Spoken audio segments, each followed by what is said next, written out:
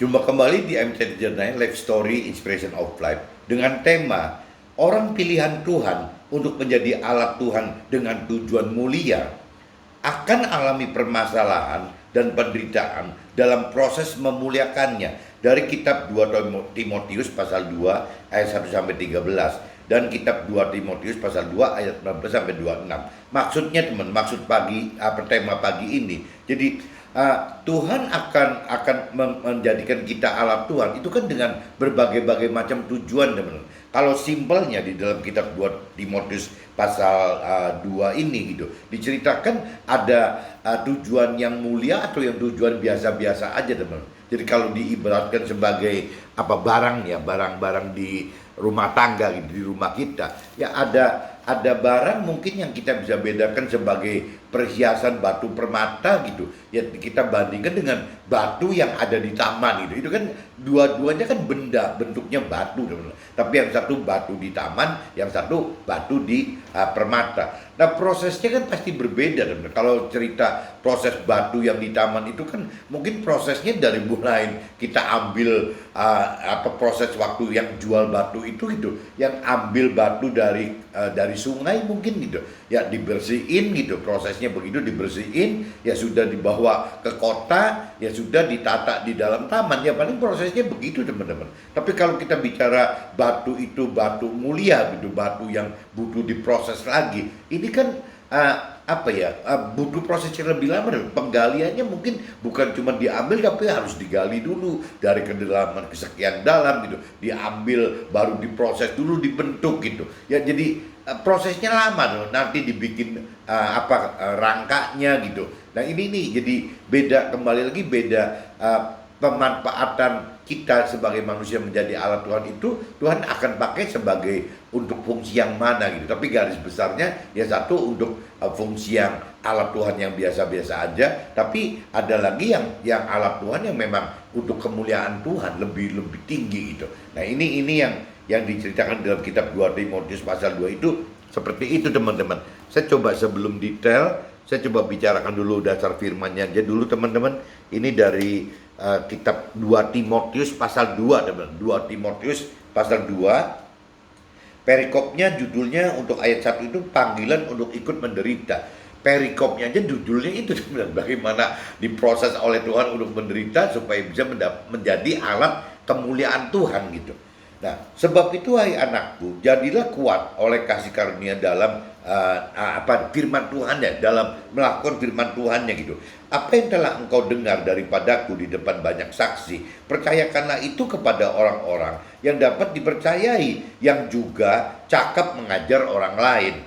Ikutlah menderita sebagai seorang prajurit yang baik dari si pelaku firman Tuhan tersebut. Nah, kalau diinspirasi saya, teman-teman, 2 Timotius pasal 2 ayat 1 sampai 3, Tuhan jadikan kita kuat oleh karena kasih karunia Tuhan dengan adanya kesaksian keberadaan Tuhan dan kenyataan firman-Nya melalui ya mujizat-mujizat yang terjadi di dalam kehidupan kita. Apa yang terjadi Tuhan kehendaki agar kita menyaksikan kepada sesama, walaupun hal ini jadi kendala bagi kita saat melakukannya sehingga alami penderitaan. Jadi ceritanya kalau gampangnya, teman-teman, di kitab 2 Timotius pasal 2 ayat 1 sampai 3 itu, ya kalau memang kita sudah mengalami mujizat-mujizat Tuhan, teman, itu ya saatnya kita bersaksi kepada sesama kita bahwa apa yang kita alami seperti itu gitu. Nah, ini waktu kita bersaksi seperti ini, contoh misalnya pagi ini saya coba memberanikan diri bersaksi melalui vlog seperti ini di YouTube ini. Ini tidak mudah, teman-teman. Saya tahu gitu. Konsekuensinya banyak orang yang benci, banyak orang yang mungkin dianggap ini orang kok mengada-ngada gitu. Itu pasti, teman. Tapi kembali lagi ya Tuhan katakan ya memang kita harus bersaksi, teman. Konsekuensi apapun juga ya kita bersaksi. Bahkan dalam kondisi bersaksi semacam ini, kadang-kadang benturannya bukan orang masyarakat atau komunitas atau keluarga besar, keluarga kecil, tapi malah benturnya ada di dalam keluarga kita sendiri, teman-teman. Bisa kebentur dengan anak mantu kita, bahkan bisa kebentur dengan pasangan kita, teman-teman. Ini yang paling repot. Tapi kalau pengalaman saya, justru penderitaan yang terbesar itu apabila ya proses kesaksian, memberitakan kebenaran firman Tuhan, keberadaan Tuhan dan firman Tuhan itu yang paling berat itu adanya di pasangan kita, teman-teman. Itu yang benar-benar apa ya? Kalau menurut saya prosesnya itu proses untuk kemuliaan gitu, kemuliaan yang memang menjadi alat Tuhan itu gitu. Jadi di ayat 1 sampai 3 seperti itu, teman-teman. Nah, kalau saya lanjut di ayat 4 sampai 6-nya, teman-teman. Seorang prajurit yang sedang berjuang tidak memusingkan dirinya dengan soal-soal penghidupannya, supaya dengan demikian ia berkenan kepada komandannya, maksudnya kepada Tuhan Allahnya gitu. Seorang olahragawan hanya dapat memperoleh mahkota sebagai juara apabila ia bertanding menurut peraturan-peraturan olahraga. Ya, seorang petani yang bekerja keras haruslah yang pertama menikmati hasil usahanya. Jadi tetap ada konsekuensi, teman-teman. Nah, ini kalau kita diinspirasi saya 2 Timotius pasal 2 ayat 4 sampai 6, jika kita percaya dan taat serta mengasihi Tuhan, maka kita harus berjuang tanpa pikirkan dan rasakan apa yang terjadi dalam hidup kita, supaya kita berkenan kepada Tuhan oleh karena mau dan mampu melakukan perintah dan peraturan yang Tuhan telah tetapkan di dalam firman-Nya. Nah, ini melakukan firman Tuhan ini nggak mudah, teman-teman. Karena waktu melakukan firman Tuhan, ya timbul banyak sekali kendara yang dianggapnya tidak wajar gitu, bertentangan dengan dunia gitu, apa yang dirancang dan kehendaki dunia. Saya coba lanjut lagi di 2 Timotius pasal 2, teman-teman, ayat 7 sampai 13. Perhatikanlah apa yang kukatakan. Tuhan akan memberi kepadamu pengertian dalam segala sesuatu. Ya, ingatlah ini. Nabi Isa yang telah bangkit dari antara orang mati, yang telah dilahirkan sebagai turunan Daud, itulah yang kuberitakan dalam Injilku. Karena pemberitaan firman Tuhan inilah aku menderita, malah dibelenggu seperti seorang penjahat, tetapi firman Allah tidak terbelenggu. Karena itu aku sabar menanggung semuanya itu bagi orang pilihan Tuhan Allah gitu, supaya mereka juga mendapat keselamatan dalam firman Tuhan, melakukan firman Tuhan tersebut ya dengan kemuliaan yang kekal. Benarlah perkataan ini, jika kita mati dengan Dia, kita pun akan hidup dengan Dia. Jika kita bertekun, kita pun akan ikut memerintah dengan Dia.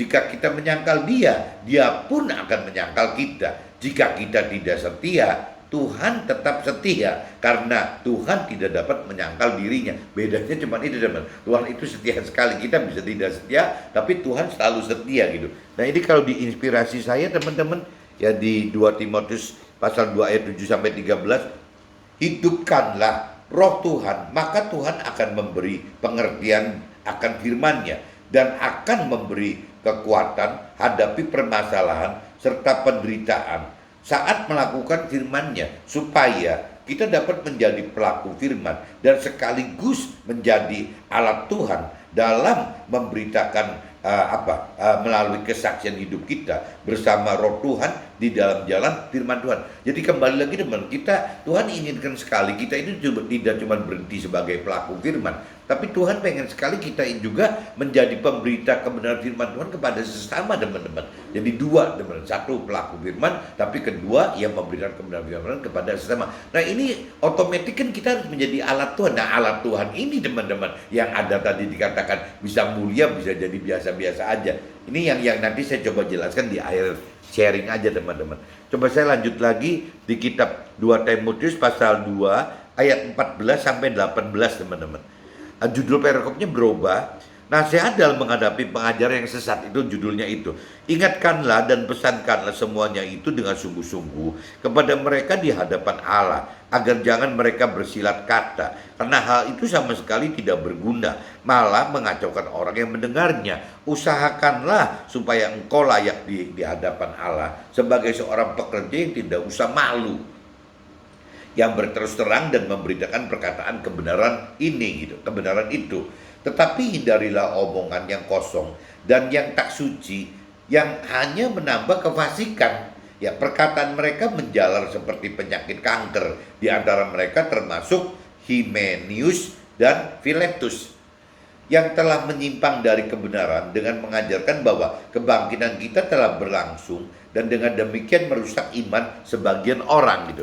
Nah, kalau di inspirasi saya teman-teman di kitab 2 Timotius pasal 2 ayat 14 sampai 18, belajarlah hidup dengan layak di hadapan Tuhan dan mengingatkan kebenaran firman Tuhan agar tidak menyimpang oleh karena hikmat dan dari diri sendiri atau dari hikmat manusia tanpa rasa malu, ya karena memberitakan kebenaran firman Tuhan dengan terus terang dan dengan tulus. Nah ini ya gitu teman. Jadi untuk memberitakan kebenaran firman Tuhan itu kadang-kadang ada orang-orang yang malah menyesatkan teman-teman. Jadi tidak mengajarkan bagaimana supaya kita bisa melakukan firman Tuhan, ya harus dengan mengerti firman Tuhan terlebih awal, tapi malah yang disodorkan itu adalah pengajaran-pengajaran yang sifatnya hikmatnya darinya dia sendiri teman-teman. Hikmatnya dia sendiri berarti hikmatnya manusia dari pikiran perasaan kehendak manusia itu sendiri. Nah ini yang bikin kacau ini teman-teman. Harusnya kan tidak bisa. Tetap yang diberitakan, diajarkan itu adalah ya firman Tuhan, perintah dan peraturan firman Tuhan. Tidak bisa menurut hikmatnya si pengajarnya sendiri gitu teman-teman. Nah saya lanjut lagi di kitab 2 Timotius pasal 2 ayat 19 sampai 21 teman-teman.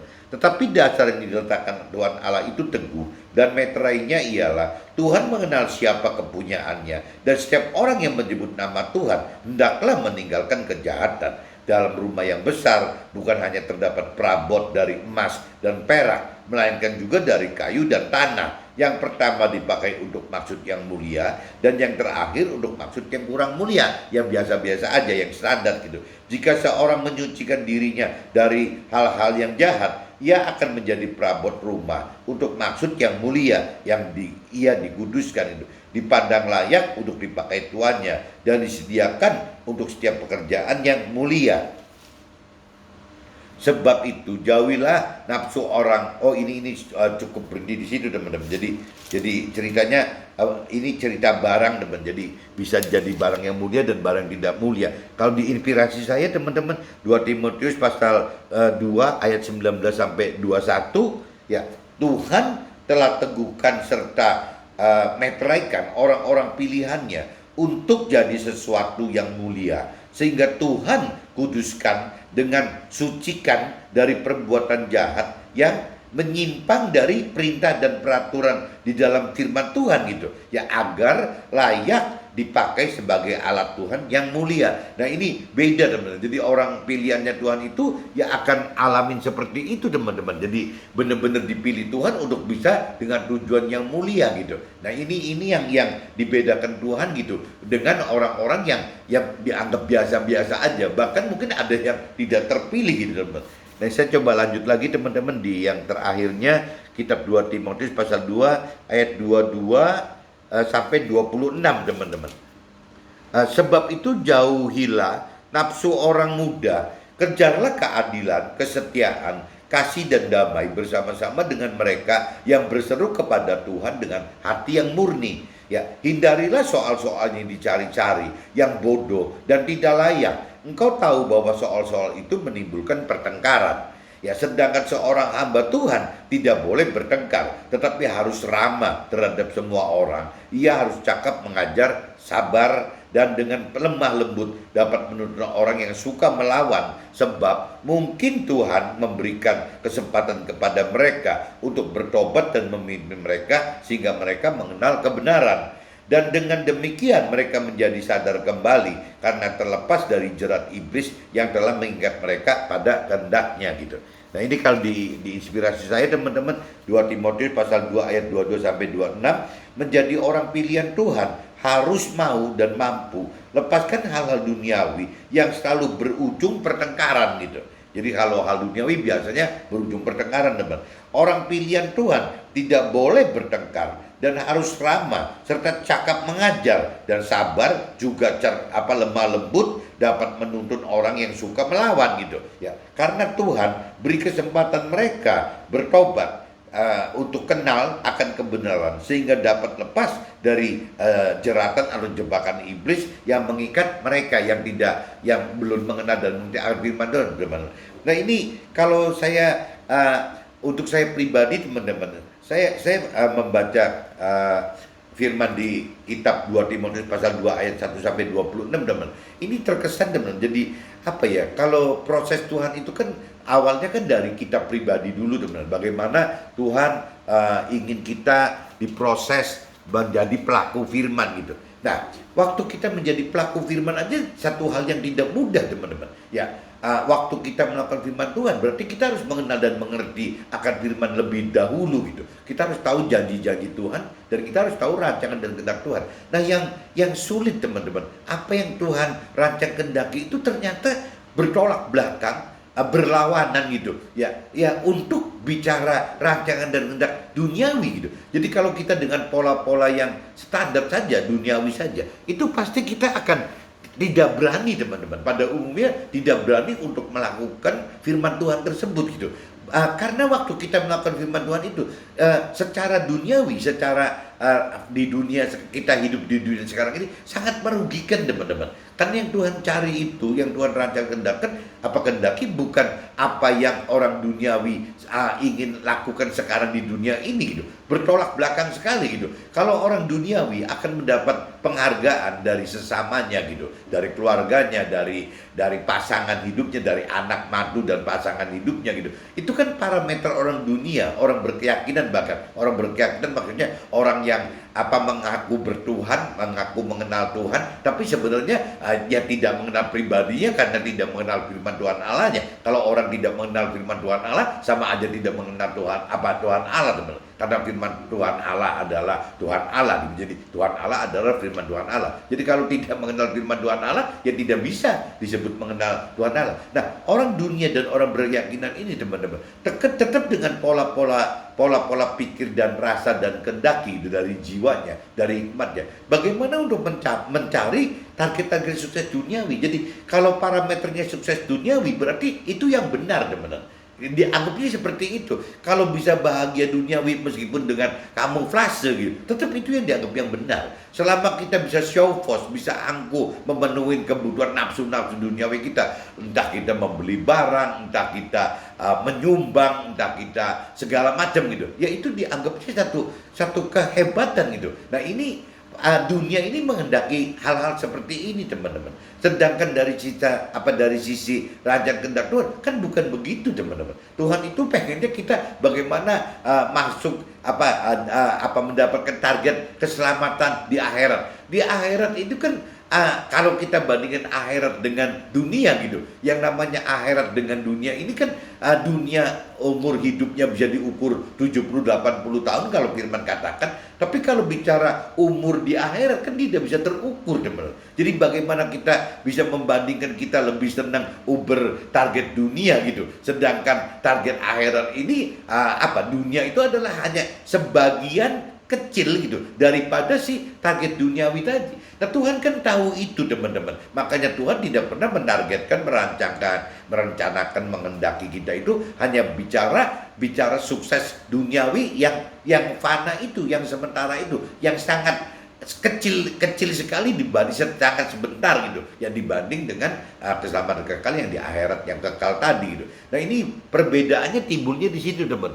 Akhirnya terjadi sering bentrokan-bentrokan. Nah, waktu kita pribadi sudah berhasil menjadi pelaku firman, Tuhan lanjutkan lagi bagaimana kita menjadi alat Tuhan untuk memberikan firman Tuhan kepada sesama kita. Ya, kita lakukan itu. Tapi kan kalau ke sesama kita tidak terlihat hasil sesama kita itu mau taat atau enggak taat, percaya enggak taat, percaya, itu kan kita enggak ngerti, teman. Nah, Tuhan biasanya, teman-teman, berikan pasangan kita sebagai alat asa kita juga, teman-teman. Alat asa kita untuk menaikkan level kemuliaan kita di mata Tuhan itu gitu. Nah, ini biasanya pasangan kita dijadikan alat itu karena pasangan kita itu tidak bisa kita tinggalkan, teman-teman. Jadi mau nggak mau ya kita mesti bergelut dengan pasangan kita bagaimana mau beritakan kebenaran firman Tuhan kepada pasangan kita. Dan kalau pasangan kita degil, berkeras kepala, tidak mengerti terus-terusan, ya kita nggak bisa marah, nggak bisa apa. Tuhan ajarin kita mesti sabar, ya mesti lemah lembut, bisa. Nah, itu konsekuensi apabila kita ingin menjadi alat kemuliaan Tuhan yang memang mulia gitu. Nah, ini judulnya maksudnya gini, menjadi orang pilihan Tuhan untuk menjadi alat Tuhan dengan tujuan mulia, akan alami perubahan dan penderitaan dalam proses memuliakan Tuhan dalam keluarganya. Oke teman-teman, see you, bye-bye.